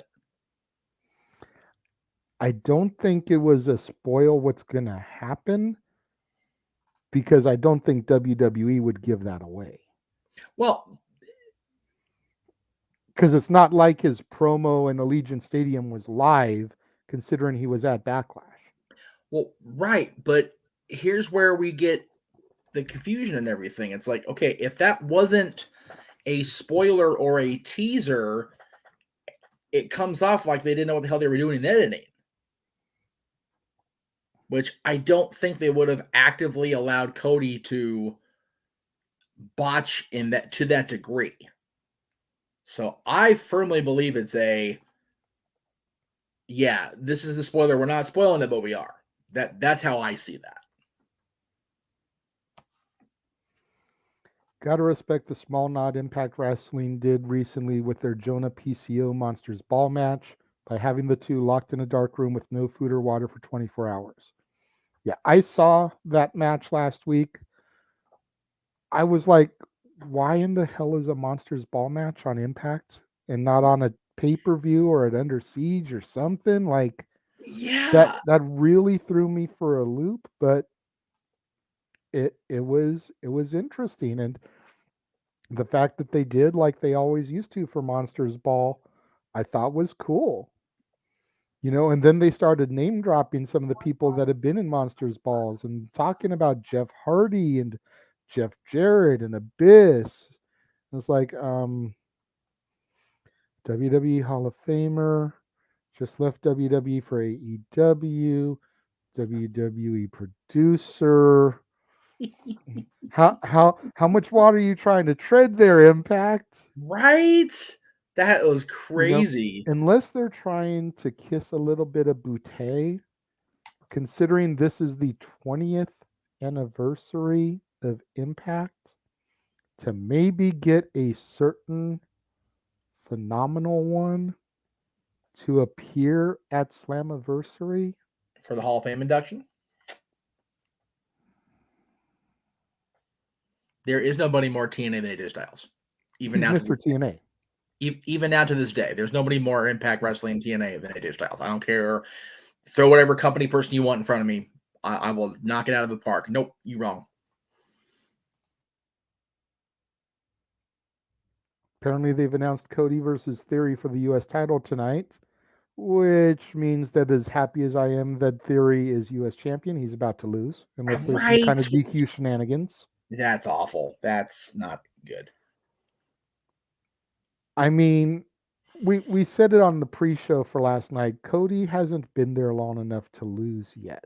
No, I know. So unless maybe Seth gets involved, furthering that storyline to lead to Hell in a Cell, allowing Cody to win via disqualification, but Theory keeps his title. I mean, maybe that's the only way I can see it actually making sense that it's on TV and he's getting a title shot this early. Well, you had to get him into a title program sooner rather than later, because we know that the world title is going to be a Mania moment. It's going to be that the boyhood dream has come true for Shawn Michaels. Right. It's going to be that Cody Rhodes has achieved what he came back here for. Rhodes is the world heavyweight champion. Very true. So We'll see. they've got to give him something to keep the energy going. And we all said how the United States title, the American Nightmare, would be perfect. So throwing him into a feud with Theory, I'm not upset at that, but Right. we definitely don't want Theory to lose just yet, or at least I don't. Right. Theory just got the belt, and he's got so much potential ahead of him. Cody taking the strap off him tonight just derail him. Yep, derail instantly. Matt, it's good to see you, sir. As always. Whoop. You took it down. I didn't mean to. I was trying to. You beat me to it. Good to see you, brother. Well, unfortunately, you're an hour and a half late for missing the main part of the show, but we do appreciate you having this. Everybody hit the like button. Please, Matt, when you get a chance, go back and watch today's show, because yes, we gave our selections for Dwayne Johnson's best movies, or our favorite movies, I should say, and we had fun. It was live. It definitely came off live. I had a little bit of a watch at the beginning with my technology, but I enjoyed it and I had fun. So we're just kind of shooting the shit and doing Ask the Dads until it's time for Monday Night Raw. So there you go. David says, not sure if we are Cobra Kai fans. Never seen the Karate Kid, for the record, still to this day. But with Martin Cove's cameo from earlier this year in AEW, would you want to see Britt Baker make a cameo on Cobra Kai? I'm down for anybody in wrestling getting sort of any kind of exposure, and Britt Baker's got the look and she's got the talk. Why not? Yeah, I definitely would not be opposed to Britt Baker showing up on Cobra Kai. I have not seen any of the Cobra Kai episodes. Right. Unlike Jeff, I have at least seen the original Karate Kid trilogy. Right. I did not see the next Karate Kid with Hilary Swank. I did not see the one with Jaden Smith and Jackie Chan. Right. And I have not seen the Cobra Kai stuff, but I would totally be down for Britt Baker to make a cameo a la Sasha Banks appearing on The Mandalorian. Exactly. You introduce a talent of that caliber, of that look, of that charisma into a major franchise like that, it's all good for them. It's all good for wrestling fans. Yeah. So. And honestly, I would not be surprised to see MJF doing something in Hollywood in the very near future. He's already getting that Miz comparison anyway, whether people like it or not. Right. He's getting that Miz comparison. And if you look at where Miz has gone in Hollywood these last few years, I would not be surprised to see MJF follow, as long as he keeps going at the rate he's going, within the next 2 to 5. Yep, exactly. So, Matt, to answer your question, there it is. I wouldn't be surprised if we see Nikki Cross now that she Dewdrop. Well, they didn't acknowledge her changing her name back yet, but she should be Piper Niven tonight. If they're not, then I'm not going to take anything to do with her seriously at this point. But if Piper Niven is the one that talked to Nikki ASH last week, and Piper Niven brings out Nikki Cross tonight, take my money, take my merch money, take my rating point, whatever you want, and I will run with it, because that needs to be a thing. And if you've not seen Piper Niven before they made her into Dewdrop and put her with Eva Marie for whatever freaking reason, go back in the WWE Network on the Peacock app and watch her stuff from NXT UK, and go back and watch her stuff in the Indies that's on the WWE Network independent section. Because damn it, she's too good to be relegated to a freaking side along of a bitch that never should have come back in the first place. Most definitely. I don't know if it's true that Roman just re-signed under a part-time contract. That is definitely the speculation. Yes. Roman has definitely reached that bar, that threshold, that glass ceiling, if you will, Yep. where he doesn't need to be there every week. Nope. He doesn't need to be there every month. Yep. Like I said last night, he can Jay, come in maybe once a month, do some pre-tapes in a locker room. Yep. That they can then pipe in and air each week. He can show up at the Big Five, maybe even one or two other B shows, do a little six-man action like he did last night with the Usos. Yep. And just roll it through. Will people get upset about it? Probably. Yep. But Roman has reached that level, that stature where he is a draw. He's a big money draw. Yep. And you don't want to burn your big money draw on every little show. No. And as we've discussed on this channel, as I know you've discussed on No DQ reviews, they need to build contenders for him anyways. So if he's not on TV for a month and a half, maybe not until SummerSlam, with the exception of some pre-taped vignettes, Yep. that gives them almost 2 months to build a worthy, viable contender without every pony that there is in the race getting taken out behind the barn and put out of their misery before they can even get momentum behind them. Yep, exactly. Let's see. How do they build a good guy nowadays? Follow the Cody formula? Because everybody loves heels and nobody likes baby faces anymore. Yeah. Let me.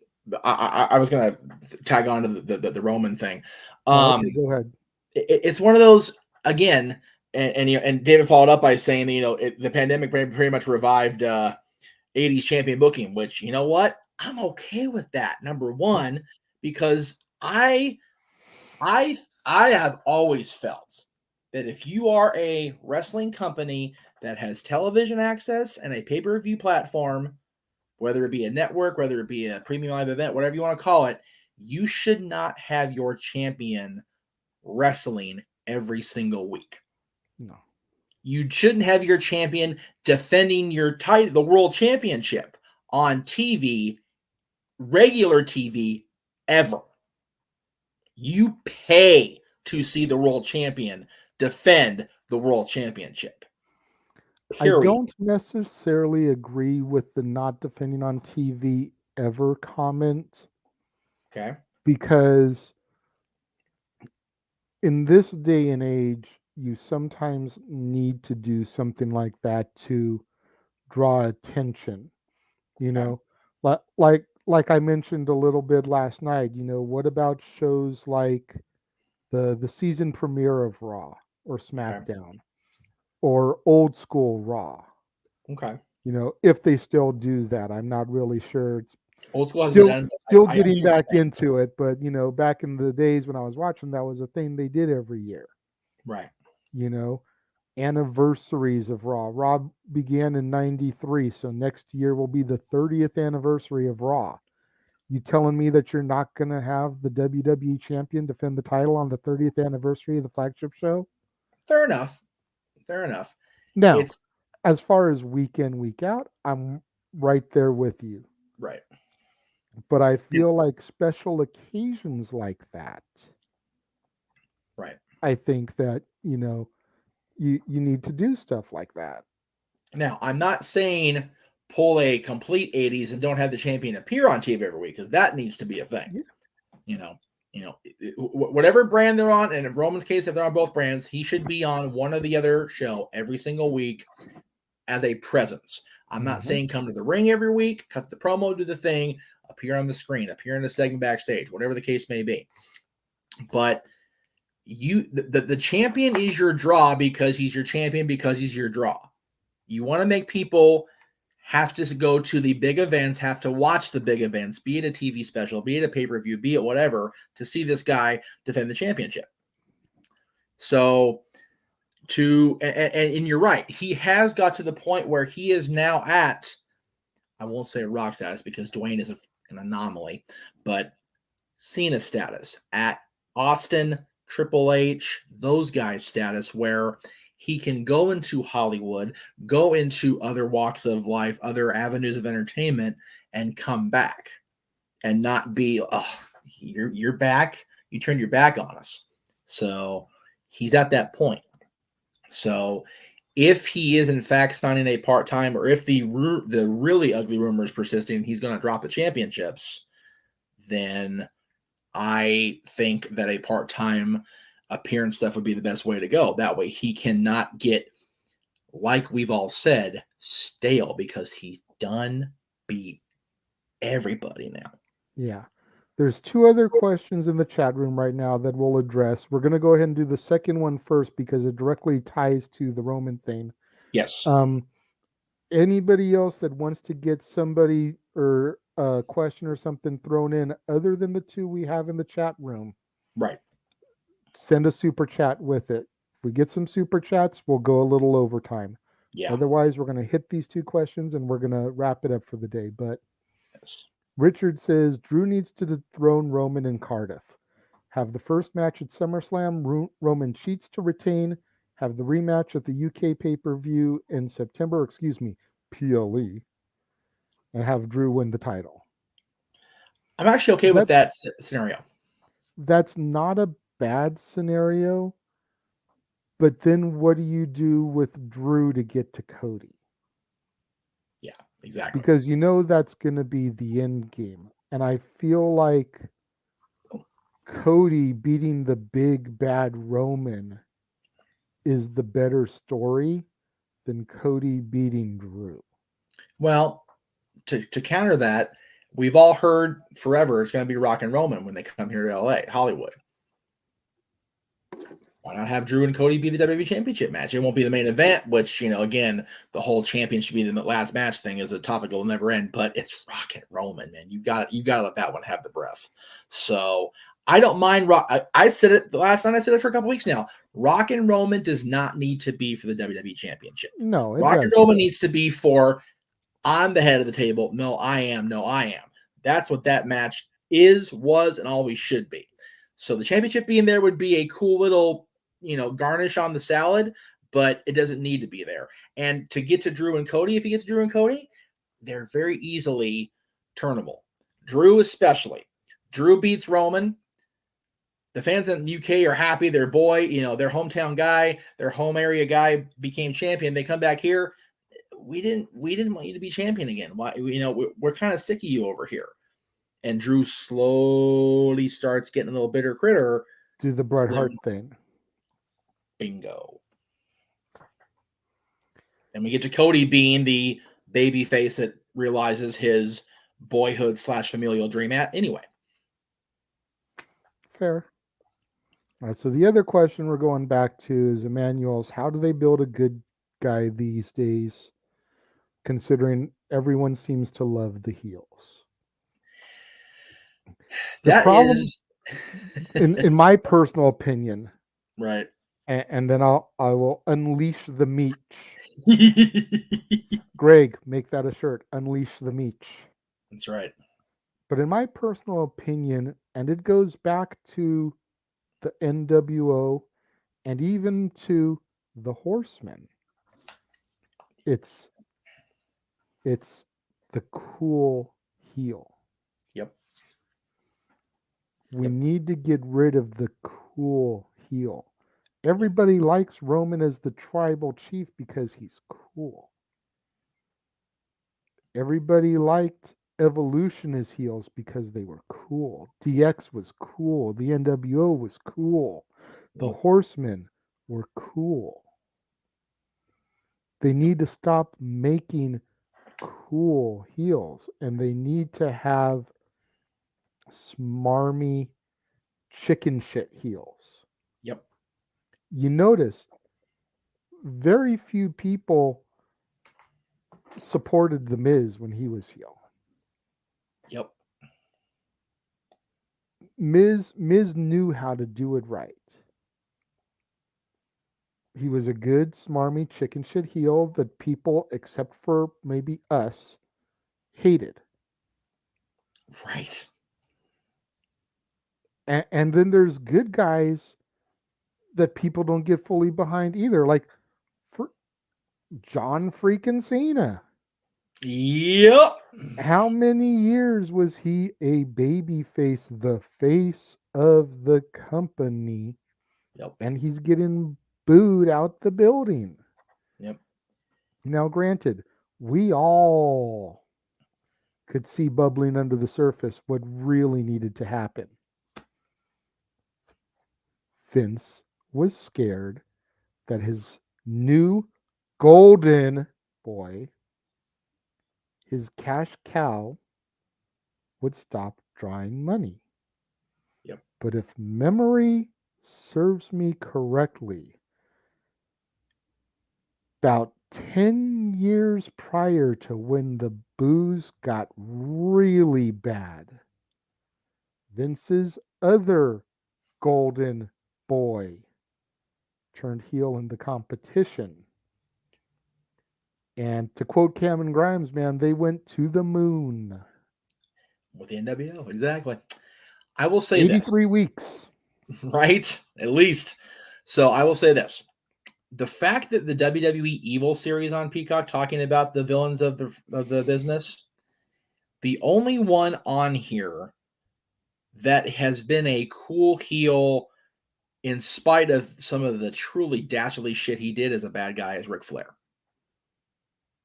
Hogan as Hollywood Hogan, The Miz, who you just talked about, Sasha Banks, who as a heel, hate that bitch. Bros of Destruction, and we're talking like 98, 99 Kane Undertaker, where they were just demonically evil, right? Randy Orton, oh my God. People who love or hate Randy Orton, and when they hate him, they hate Randy Orton. Stephanie. Do you know anybody that never hated Randy Orton? Curious. Do you know somebody that's always hated Randy Orton, even when he was a babyface? Yep. Not you. No. I need you to go further to the comments. Oh, because you know, Poppy popping up over the comments there. Yeah. Jerry over here, you're over there, brother. 2008 Chris Jericho, classic heel, great true heel. I agree. That Richard was one of my favorite Jerichos because he brought that Bockwinkel-esque style back to the championship. And see, and Nick was a cool heel, but he wasn't like I'm cool, dude. He was cool, he was calm, he was collected, he was who he was, he knew who he was, and he didn't give a shit that you didn't like who he was. Yeah. That's what made him a great champion. We have about 1 minute until Raw goes live. Let's Brian Cage it and get our shit in. All right. So the next time you see the dads together on screen will be Ask the Dads on May 16th next week, as well as the 30th. But we'll be back for the dads, not always on wrestling coming. I didn't put it up here. Why didn't I put it up here? Where'd it go? There it is. After JJ reviews Central Intelligence on May 23rd, we will have our top 10 greatest matches in the history of The Rock. So that'll be coming up on the 23rd of May. But in the meantime, tomorrow, right here on the Jeff Meacher Network, as well as Talk Wrestling, as well as, as well as NoDQ.com, as well as the Greg Cherry brand, and as well as right here on the Cotton Studios, we will be live with Talk Wrestling. That's the flagship. Lots of stuff coming up this week. I don't want to get too much into Raw. I don't want to be a dick to those guys because I actually want to see what happens after Backlash now. I'm very curious what happens. And yes, Richard, Harley Race, never a baby face. Ever. Nor should he have been, damn it. Thank you Anyway, guys so much for your love and support. We appreciate you guys tuning in for this experiment today. Thank you Yes. for all the super chats that you guys sent in. Greatly help us with all kinds of stuff here on both channels.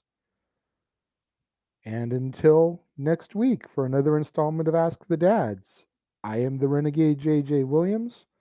He is the West Coast Professor, Jeff Meacham. Enjoy Raw. We'll see you next time.